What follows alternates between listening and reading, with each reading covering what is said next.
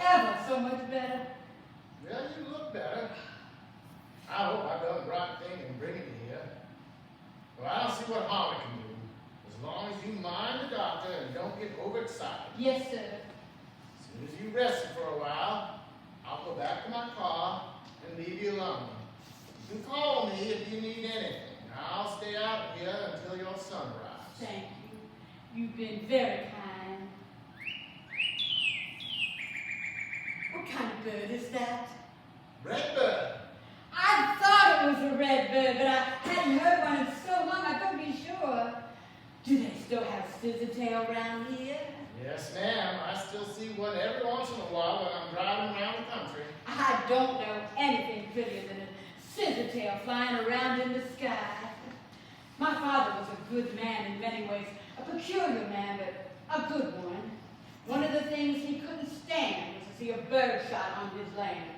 If men came here hunting, he'd take a gun and chase them away.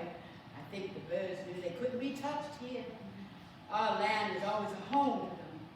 Ducks and geese and finches and blue jays and bluebirds and redbirds and wild canaries and blackbirds and mockers and doves and rice birds. Rice birds are getting thicker every year. They seem to thrive out here in the coast.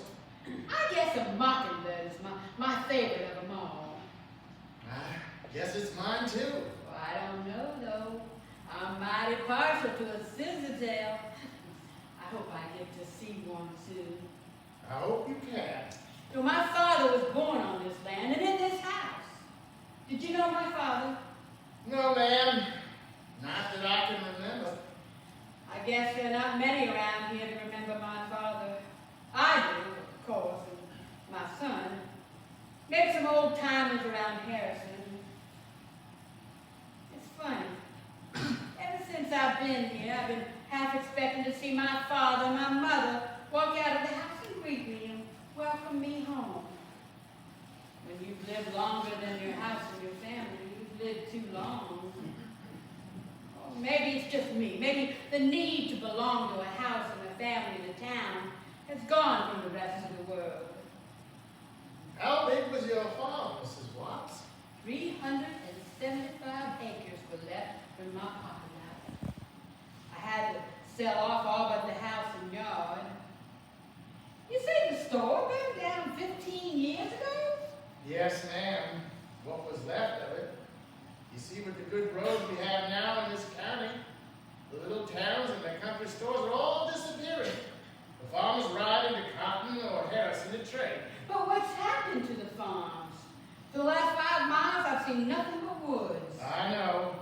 The land around Bountiful just played out. People like you got discouraged and moved away. Sold off the land for what they could get. H.T. Mavis bought most of it up. He let it go back into timber. He keeps a few head of cattle out here. That's about all. Callie Davis kept her farm going. Yes, she did. She learned how to treat her land right. And it began paying off for her toward the end. I heard she was out riding her tractor the day before she died. Lonely death she had, all by herself in that big house.